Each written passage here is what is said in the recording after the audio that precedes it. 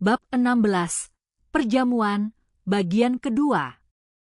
Yah, sekarang sebaiknya bagaimana, ya? Nada suara Lahan terdengar benar-benar bersemangat ketika ia mendorong kacamatanya ke pangkal hidung sambil berpikir keras. Bagi dirinya, permintaan suaka politik dari sang utusan mungkin tidak semenarik memikirkan bagaimana caranya agar negosiasi dagang ini menghasilkan keuntungan sebesar mungkin. Bisnis berarti arus uang, arus barang, dunia yang dipenuhi angka. Dan itulah dunia yang paling membuatnya bersemangat. Kurasa pertanyaan itu lebih bisa kau jawab daripada aku. Apapun keputusan kita nanti, percakapan tadi benar-benar menarik, bukan? Oh, tentu saja setidaknya aku akan membicarakannya dengan pihak terkait. Kurasa memang itulah tujuan wanita itu. Dia mengatakannya seolah semuanya begitu sederhana. Mao sendiri yakin bahwa serangga yang membawa bencana pasti mengacu pada wabah penyakit. Kenaikan harga gandum berarti ancaman kelaparan. Utusan yang baru saja mereka temui berasal dari Xiao. Namun di sisi lain ada Ayla, wanita yang pernah bersekongkol dengan klan Shi. Jelas sekali bahwa Xiao bukanlah satu kesatuan yang sepenuhnya kompak. Meski begitu, permintaan suaka politik benar-benar berada di luar dugaan Mao. Dia tidak suka menghabiskan waktu memikirkan masalah orang lain. Apalagi masalah satu negara. Itu bukan urusannya. Jadi kenapa? Kenapa dia terus saja terseret ke dalam persoalan seperti ini? Seharusnya cukup membawa Lahan saja. Tidak perlu melibatkan dirinya. Apa dia mengenaliku? Mao bertanya-tanya apakah utusan itu sadar bahwa ini bukan pertama kalinya mereka bertemu. Saat pertemuan sebelumnya cahaya memang sudah mulai redup. Namun mereka sempat saling melihat wajah masing-masing. Kalaupun wanita itu memang mengingatnya, tetap saja pasti ada cara lain untuk mendekatinya. Atau mungkin, wanita itu hanya ingin menunjukkan bahwa dirinya memiliki hubungan dengan mereka. Kalau begitu, mungkin fakta bahwa Mao mengetahui percakapan itu memang sudah termasuk ke dalam perhitungannya. Semacam langkah untuk menahan gerakan pihak lain. Namun Mao bukan tipe orang yang suka gosip atau permainan politik. Yang lebih membuatnya penasaran justru keadaan di aula jamuan. Kalau tahu ada orang-orang mencurigakan berkeliaran, kenapa malah pergi berbicara diam-diam di ruangan terpisah? Saat mereka kembali ke aula, suasana sudah berubah. Semua orang berhenti makan dan mengobrol. Kini perhatian mereka tertuju pada sesuatu yang lain. Apakah ini juga adat dari wilayah barat? Tanya Mao. Musik mulai dimainkan. Para pria dan wanita saling berhadapan, lalu mulai menari mengikuti iramanya. Kalau boleh jujur, sulit menyebutnya tarian. Bukan pertunjukan anggun seperti kelompok penari profesional. Mereka hanya berputar-putar mengikuti irama musik. Barulah Mao mengerti mengapa semua tamu diminta datang berpasangan. Kalau aku ikut, pasti sebelum sadar aku sudah menginjak kaki orang. Dia benar-benar tidak ingin melakukannya. Mao melirik Lahan. Oh, tenang saja. Aku juga sama sekali tidak bisa menari. Syukurlah. Setidaknya mereka memiliki satu kesamaan. Saat mengamati sekeliling, mereka melihat kerumunan besar. Dan tepat di tengahnya berdiri seseorang yang sangat mereka kenal. Seorang pria yang sangat tampan. Jin Shi. Dia dikerumuni para wanita sambil terus memasang senyum surgawi yang dulu sering diperlihatkannya saat masih menyamar sebagai Kasim. Basen berdiri di sampingnya. Namun wajahnya jelas sedang cemberut. Pilihan pendamping yang buruk. Basen jelas tidak akan banyak membantu dalam situasi seperti ini. Setiap kali seorang gadis mendekatinya, dia tampak mundur ketakutan. Dengan kekuatannya, Mungkin sekarang dia malah terlalu gugup untuk menari. Mao Mao tanpa sadar mengusap pergelangan tangannya. Bekas kemerahan akibat cengkraman Basen kemarin masih terlihat samar. Lalu sebuah pertanyaan muncul di benaknya. Kalau semua pria dan wanita memang harus berpasangan, kenapa dua orang itu berdiri sendirian? Kurasa Lady Ah Duo sengaja membuat sedikit kenakalan. Kalau beliau juga menyamar sebagai pria, jumlah laki-lakinya akan menjadi terlalu banyak. Oh, begitu. Kalau Jinshi mendampingi selir Lishu, maka Basen, yang statusnya cukup tinggi karena berasal dari klan bernama, bisa mendampingi Ah Duo, meskipun mungkin dia akan merasa canggung. Namun, mengingat sifat Lishu, jauh lebih baik kalau Ah Duo yang menjadi pendampingnya. Tak ada yang tahu apa yang mungkin dilakukan kakak tirinya yang licik itu.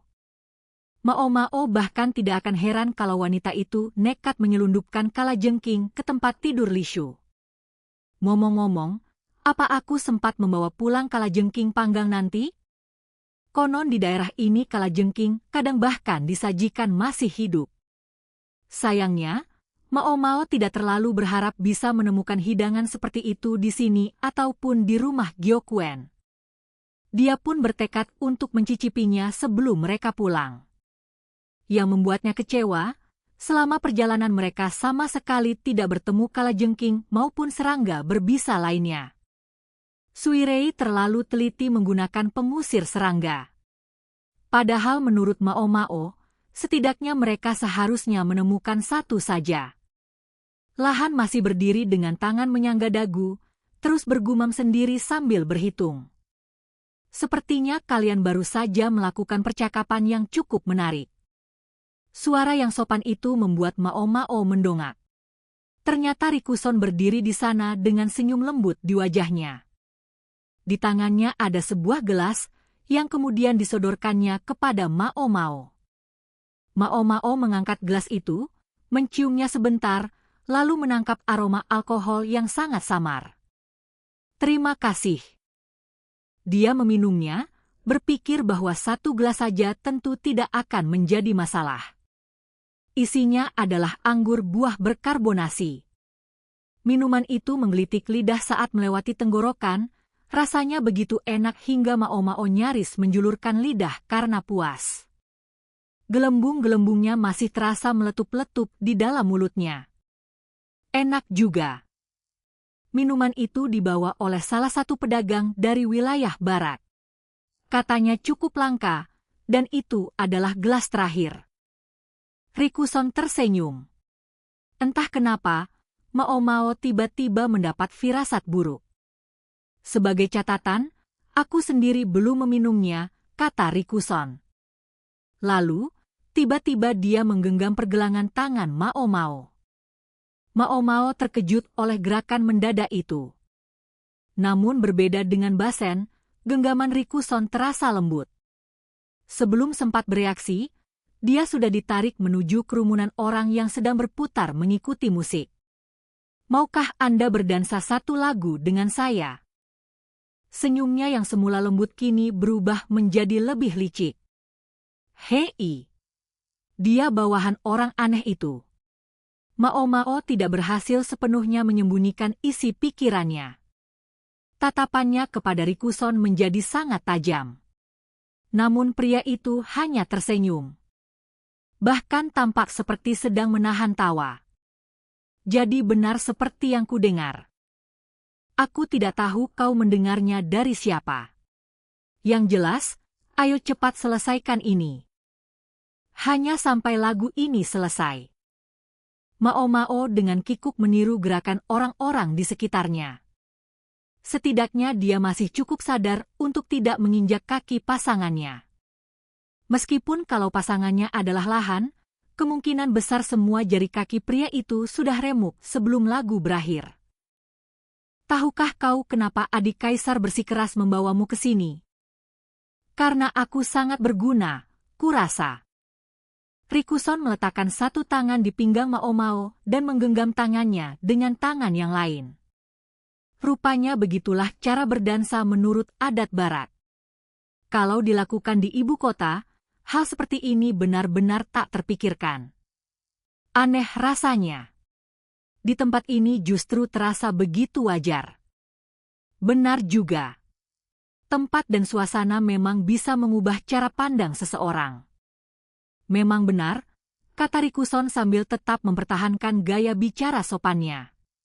Tetapi menurutku kau perlu sedikit lebih menyadari nilai dirimu sendiri. Keberadaanmu di sini menunjukkan besarnya pengaruh nama keluarga La di lingkungan istana. Aku hanya seorang tabib rendahan yang lahir di distrik hiburan. Mao mengatakannya terus terang. Dia tidak tahu sejauh mana Rikuson mengetahui masa lalunya. Dan dia juga tidak peduli. Baginya, itulah kenyataannya. Tidak masalah. Rikuson kembali tersenyum. Hanya ada satu hal yang ingin kuingatkan. Dia melirik ke samping. Ke arah kerumunan. Di tengah keramaian itu, pria tampannya menjadi pusat perhatian sedang memandang lurus ke arah mereka. Jin Shi. Ingatlah bahwa kau bukan orang luar yang tidak berkepentingan. Jangan pernah melupakan arti dari benda yang kau kenakan di kepalamu. Jepit rambut ini. Pikiran itu baru saja muncul ketika Rikuson mengangkat tangan Mao. Perlahan-lahan dia membawa jemari Mao ke bibirnya. Lalu, mencium punggung tangannya. Astaga, yang benar saja. Bagi Mao, itu hanyalah gerakan yang biasa dilakukan para pemain sandiwara keliling saat bercanda menggoda para pelacur. Begitu lagu berakhir, mereka kembali berdiri di tepi ruangan. Lahan masih bergumam sendiri sambil sibuk berhitung. Sementara itu, Rikuson menghilang entah kemana. Mao merasa ada seseorang yang terus mengamatinya dari kejauhan. Namun dia memilih mengabaikannya. Dia mengusap pelan bagian tangan yang tadi dicium Rikuson. Lalu mulai melihat sekeliling.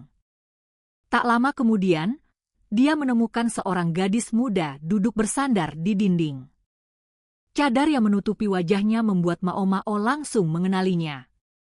Selir Li Shu. Tak ada seorang pun di dekatnya. Li Shu sedang memandangi seorang pria paruh baya yang berdiri tak jauh darinya. Pria itu menggoyang-goyangkan cangkir anggur sambil mengobrol akrab. Di sampingnya berdiri kakak tiri Li Shu. Wanita itu tersenyum lebar dengan penuh percaya diri. Kalau saja ayahnya tidak pernah meragukan kesetiaan ibunya. Mungkin Li Shu juga bisa berdiri di sana sambil tersenyum dan mengobrol. Mungkin dia tidak akan tumbuh menjadi gadis yang begitu penakut. Bolehkah saya bertanya, di mana Lady Ah Duo? Tanya Mao sambil menghampiri Li Shu. Namun begitu mendekat, dia spontan menutup hidungnya. Oh! Li Shu mengangkat wajah. Tubuhnya sedikit gemetar. Mao curiga gadis itu baru saja menangis di balik cadarnya. Lalu, boleh saya tahu bau apa ini, Yang Mulia? Seseorang menabrakku, dan botol parfumnya tumpah mengenai bajuku. Gaun Li Shu yang mengembang tampaknya menyerap cairan itu dengan sempurna. Kini aroma yang sangat kuat memenuhi udara di sekelilingnya. Beberapa jenis parfum memang dibuat dari kasturi hewan. Kalau digunakan sedikit, aromanya bisa sangat harum. Tetapi, kalau terlalu banyak, baunya justru menyerupai kotoran. Lady Ah Duo pergi menyiapkan kamar untukku. Begitu rupanya.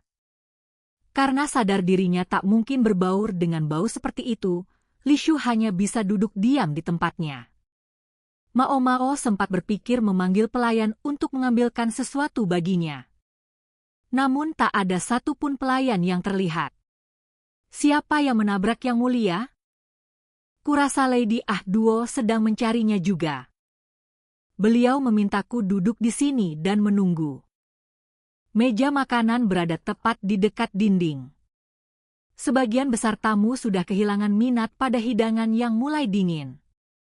Kini perhatian mereka sepenuhnya tertuju pada tarian, percakapan, dan saling memamerkan diri. Mao Mao mengambil beberapa potong daging dari meja dan menaruhnya di atas piring. Memang sudah dingin, tetapi rasanya tetap enak. Dia langsung mulai makan tanpa peduli lipstik merah di bibirnya akan berantakan. Mau sedikit?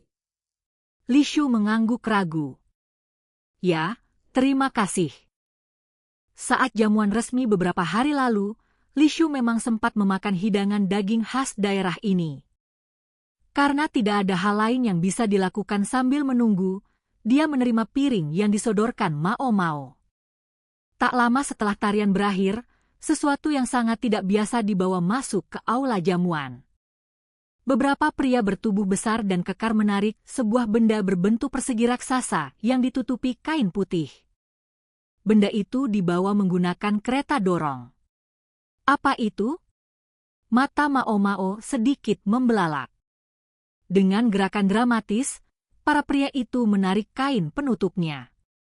Terdengar suara geraman rendah. Di balik kain itu muncul seekor makhluk berbulu coklat kemerahan dengan surai besar yang membuat keberadaannya tampak semakin mengintimidasi. Meski sedang berbaring, ukurannya jelas jauh lebih besar daripada manusia manapun. Jadi bukan harimau. Tubuhnya tidak memiliki belang. Singa? Mao Mao belum pernah melihat singa hidup. Yang pernah dilihatnya hanya kulitnya. Berbeda dengan kulit yang telah diawetkan dan tampak datar, hewan yang masih hidup ini memancarkan aura yang benar-benar luar biasa. Walaupun terkurung di balik kandang dengan jeruji besi tebal, keganasannya seolah memenuhi seluruh ruangan. Singa itu pada dasarnya seekor kucing raksasa yang mengenakan syal, menatap ke sekeliling dengan tatapan penuh amarah. Wah! Meski sedikit gentar, Mao Mao mengamati kucing bersyal itu tanpa berkedip. Bulu pada kulit singa yang pernah dilihatnya terasa lebih kasar daripada bulu kucing biasa. Dia tidak tahu apakah bulu singa hidup juga seperti itu. Harimau, sesama kucing besar, memiliki berbagai khasiat sebagai bahan obat. Karena itu, Mao Mao memandangi singa tersebut dengan penuh minat, bertanya-tanya apakah hewan itu juga bisa dimanfaatkan sebagai obat. Ketertarikan Mao Mao nyaris membuat tubuhnya bergetar. Sebaliknya, Li Shu gemetar karena ketakutan. Setiap kali singa itu mengaum, tubuh gadis itu langsung tersentak.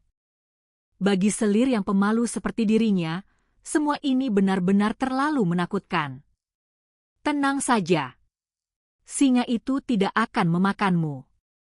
Yah, setidaknya selamat tidak berhasil keluar dari kandangnya. Kalau sampai lolos, tentu saja siapapun bisa menjadi mangsanya. Untungnya, pengamanan kandang tampak cukup kuat.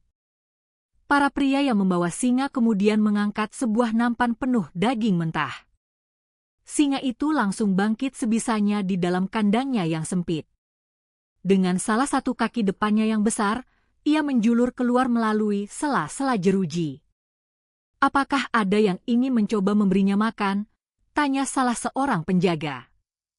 Rupanya singa itu memang sengaja dibawa sebagai hiburan. Bahkan tampaknya sengaja dibiarkan lapar sebelumnya. Ia terus menggeram, menatap daging mentah itu dengan rakus. Air liurnya menetes dari mulut sementara lidahnya yang panjang menjulur keluar. Beberapa tamu yang penasaran maju mendekat. Salah seorang menusuk sepotong daging dengan tongkat panjang lalu perlahan menyodorkannya ke arah kandang.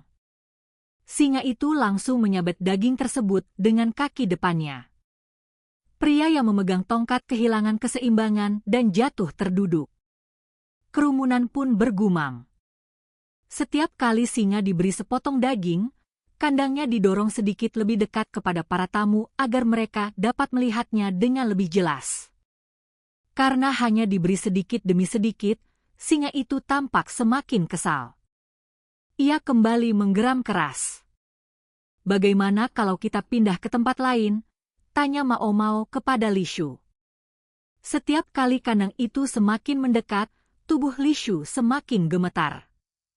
Kalau terus begini, Mao Mao khawatir gadis itu akan pingsan sebelum singa itu benar-benar berada tepat di depan mereka.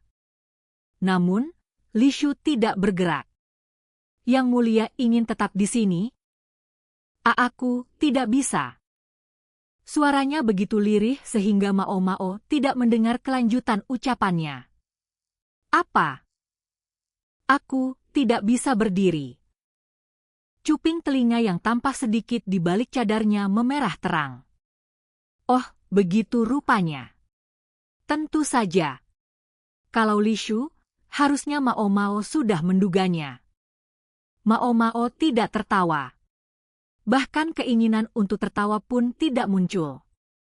Sebaliknya, dia mulai mencari Duo dengan pandangan matanya. Saat itulah, singa di atas kereta tiba-tiba menggeram jauh lebih keras.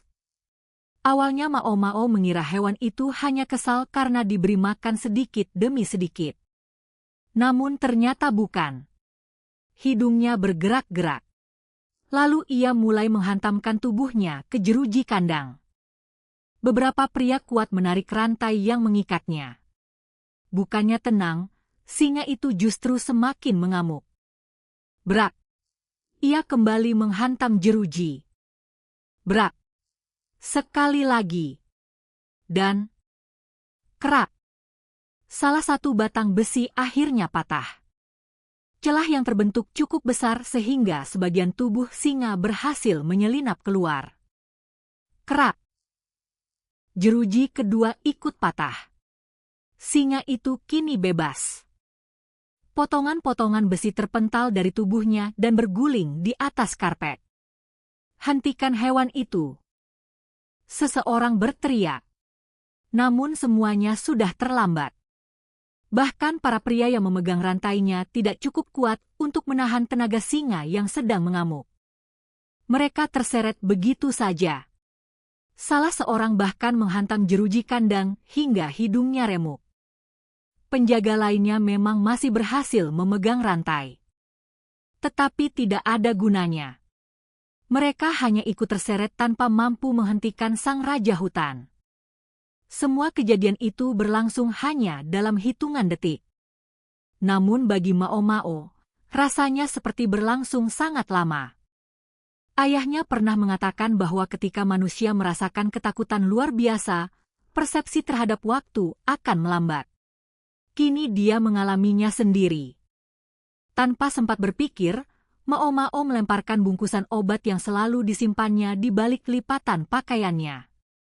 Singa itu berlari lurus ke arahnya. Matanya merah, penuh darah.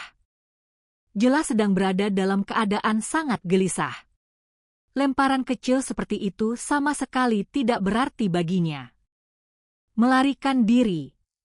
Itulah pilihan yang benar. Melempar sesuatu ke arahnya hanya membuang waktu. Dan tepat ketika Mao Mao menyadari hal itu, dia merasakan seseorang mencengkeram lengan bajunya sekuat tenaga. Sial!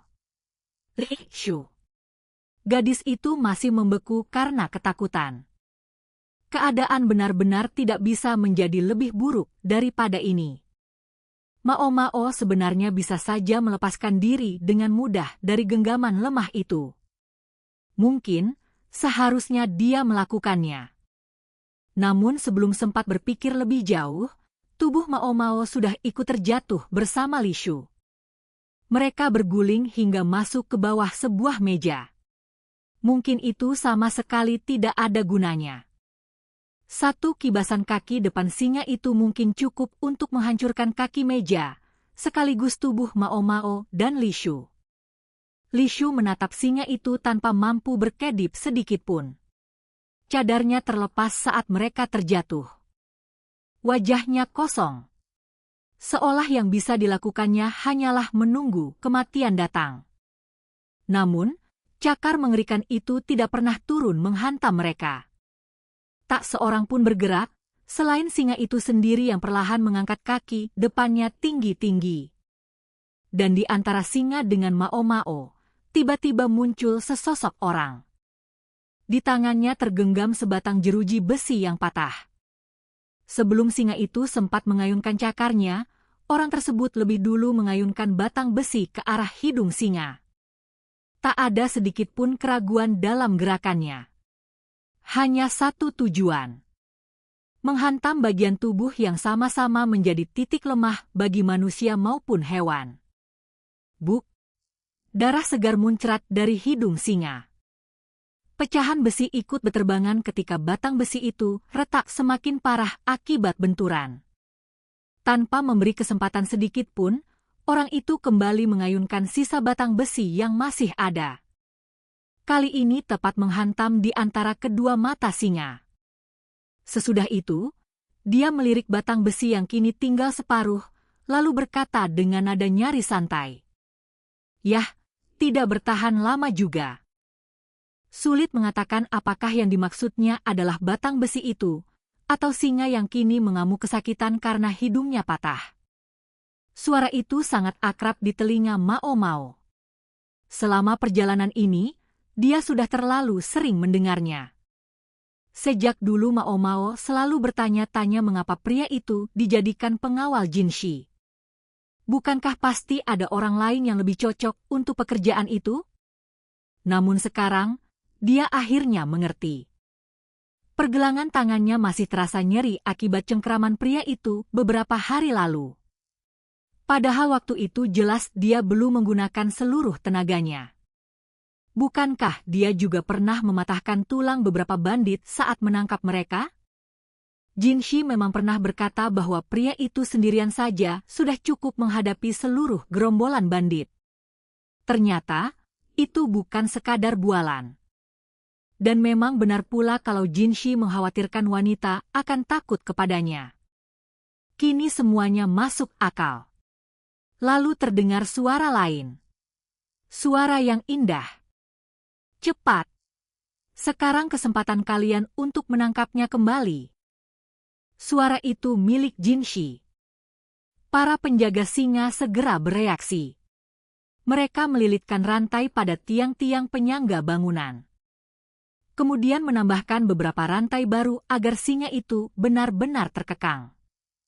Pria yang tadi menyerang singa melemparkan sisa batang besi yang sudah tidak berguna. Lalu dia berjongkok. Kepalanya muncul di bawah meja. Keningnya sedikit berkerut. "Yang mulia, apakah Anda baik-baik saja?" Barulah setelah itu dia menyadari bahwa Mao Mao juga berada di sana. Kerut di dahinya bertambah jelas. Belakangan ini Mao Mao mulai menyadari satu hal. Dalam benak pria itu, dirinya sama sekali tidak termasuk perempuan yang harus dilindungi. Namun, ekspresi pria itu kembali berubah. Penyebabnya adalah gadis muda yang berada di samping Mao Mao. Pria yang menyerang singa hanya dengan sebatang besi tadi, tidak lain adalah Basen. Kini wajahnya memerah. Dia tidak mengatakan apa-apa lagi. Sebenarnya itu memang reaksi yang biasa muncul setiap kali dia berhadapan dengan perempuan yang jauh lebih feminin daripada Mao Mao. Tetapi, kali ini diamnya terasa jauh lebih lama. Di sisi lain, selir Li Shu juga memerah sampai ke telinga. Butiran air mata masih menggantung di sudut matanya. Dia pun tidak sanggup berkata apa-apa. Sungguh berbeda dengan wajahnya yang tadi pucat pasi karena ketakutan menghadapi singa. Warna wajahnya berubah lebih cepat daripada langit saat senja, pikir Mao Mao.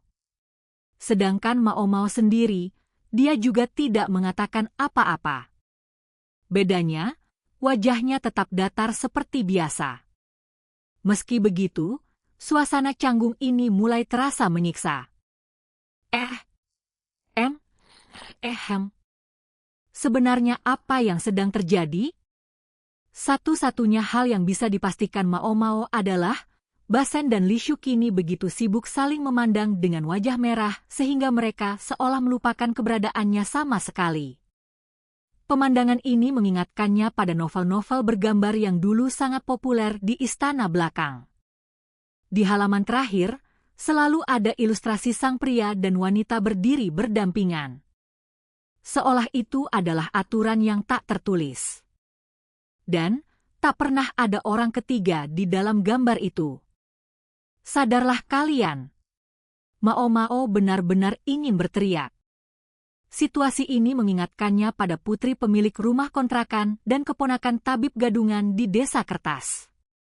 Dua orang itu juga sama-sama tidak peka. Untung ataupun sayang, suasana canggung itu segera buyar. Setelah singa berhasil ditaklukkan dan dipindahkan ke kandang baru, aula langsung dipenuhi suara gaduh. Cepat panggil tabib. Ada yang terluka. Mendengar itu, Mao Mao langsung bereaksi. Dia segera merangkak keluar dari bawah meja. Li Shu masih menatap kosong ke depan. Bahkan tidak menyadari Mao Mao sudah pergi. Saat melihat Ah Duo bergegas mendekat, Mao Mao merasa punya alasan yang lebih baik lagi untuk meninggalkan tempat itu. Dia segera menuju ke arah orang yang terluka. Awalnya dia mengira korban itu adalah salah satu penjaga singa. Namun ketika sampai, yang ditemuinya justru Uryu. Hanya ada sebuah goresan kecil di pipinya. Ayah!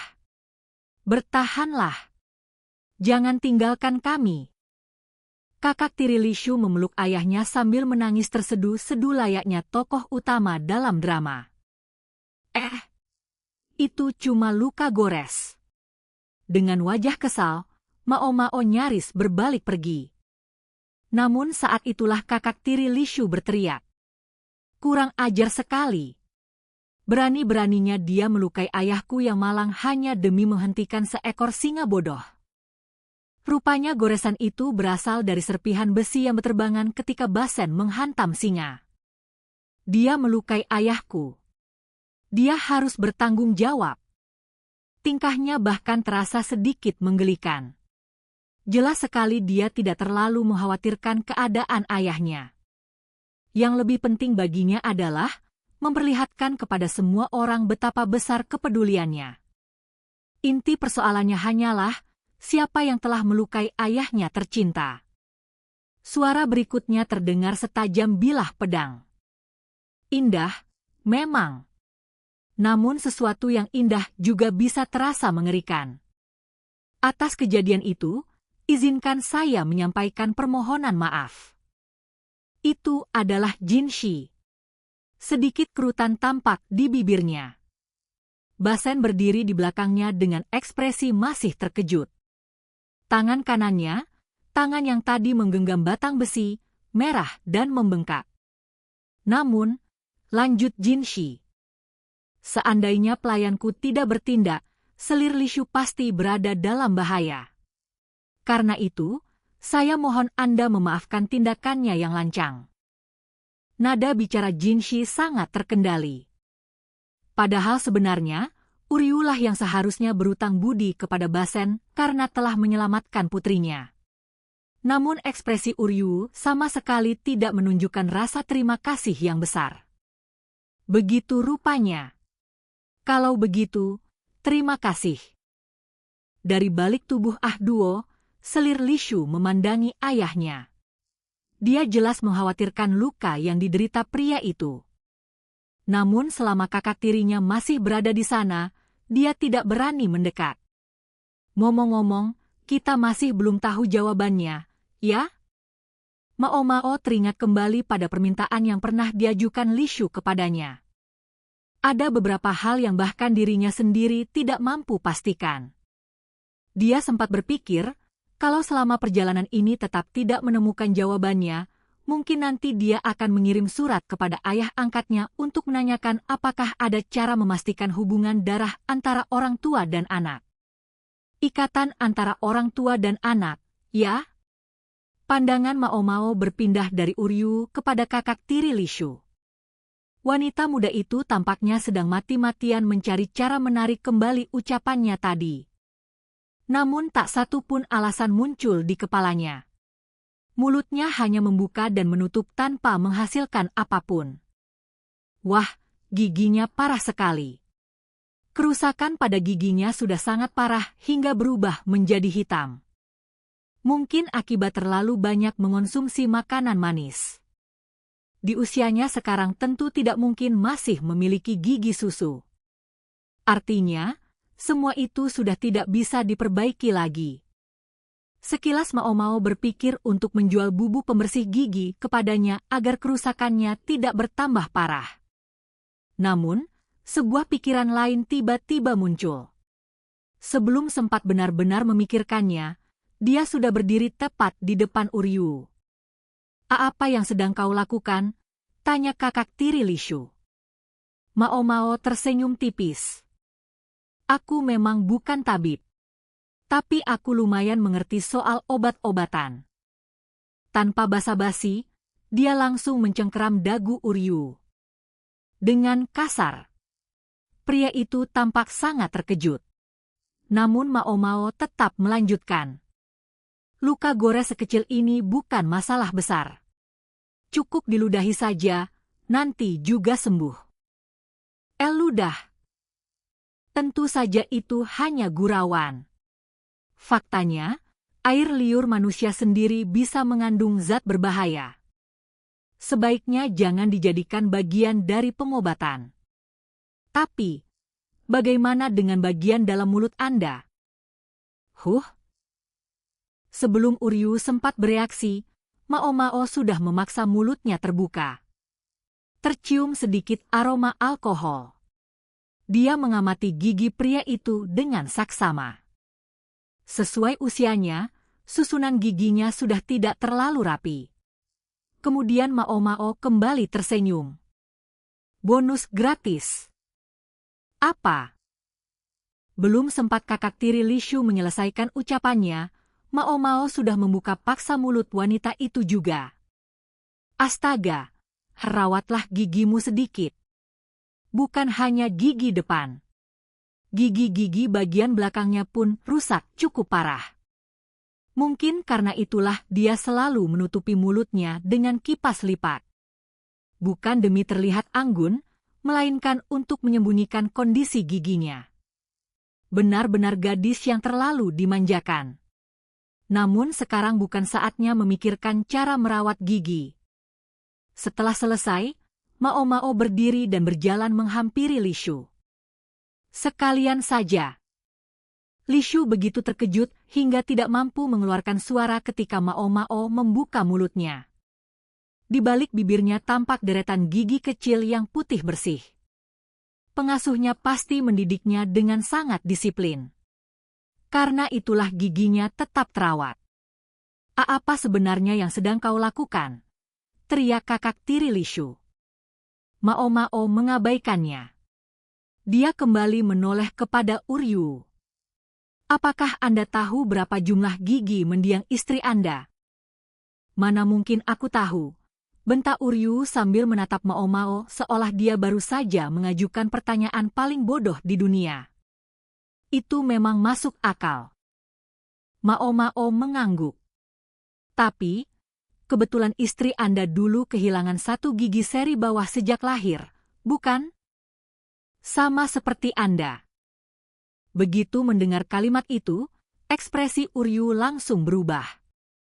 Pada umumnya, orang dewasa memiliki 28 hingga 32 gigi, tergantung apakah gigi bungsunya tumbuh atau tidak. Namun, sesekali ada orang yang memiliki kurang dari 28 gigi. Sekitar 1 dari 10 orang terlahir tanpa beberapa gigi tetap selain gigi bungsu. Penyebab pastinya belum diketahui. Namun sifat itu sering diwariskan dari orang tua kepada anak. Dengan kata lain, merupakan sifat keturunan. Tuan Uryu. Anda, wanita muda ini. Dan selir Lishu. Kalian bertiga sama-sama tidak memiliki satu gigi seri bawah.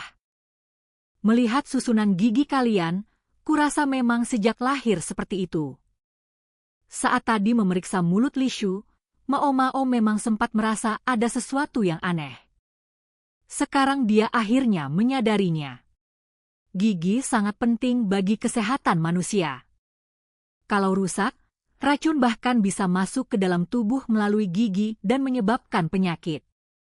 Dan ketika seseorang kehilangan giginya hingga kesulitan makan, saat itulah tubuhnya mulai melemah. Kalau kemungkinan seseorang lahir tanpa satu gigi hanyalah 1:10. Memang masih mungkin 3 orang berbeda mengalami hal yang sama. Namun, kalau ketiganya berada di tempat yang sama, dan sama-sama kehilangan gigi yang persis sama, itu sudah jauh lebih sulit disebut sebagai kebetulan. Kerabat dekat seringkali memiliki ciri-ciri yang sama, lanjut Mao Mao.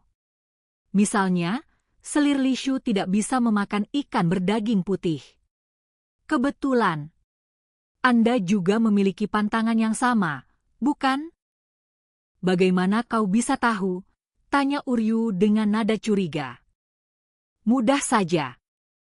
Aku melihat bagaimana Anda bereaksi terhadap hidangan ikan saat jamuan makan beberapa hari yang lalu. Kurasa pria setua dan sematang Anda tidak mungkin bereaksi seperti itu hanya karena tidak menyukai suatu makanan. Mao Mao teringat bagaimana Uryu menghempaskan nampan berisi ikan hingga beterbangan. Dan tentu saja, aku juga yakin seorang pejabat tinggi negeri ini tidak akan memperlakukan orang lain seburuk itu hanya karena kesalahpahaman kecil atau sekadar tidak menyukai suatu hidangan. Mao Mao tersenyum tipis. Pandangannya bergantian tertuju kepada Uryu, lalu kepada Lishu, kemudian kembali kepada Uryu. Mungkin sesekali Anda juga bisa menunjukkan sedikit kasih sayang sebagai seorang ayah kepada putri Anda yang satu lagi. Mungkin dia memang sudah berbicara terlalu jauh. Namun sekarang, bahkan orang yang paling tidak peka sekalipun pasti mengerti apa yang sedang dia maksud. Kurasa, ini sudah cukup. Dia telah memberikan jawaban semampunya.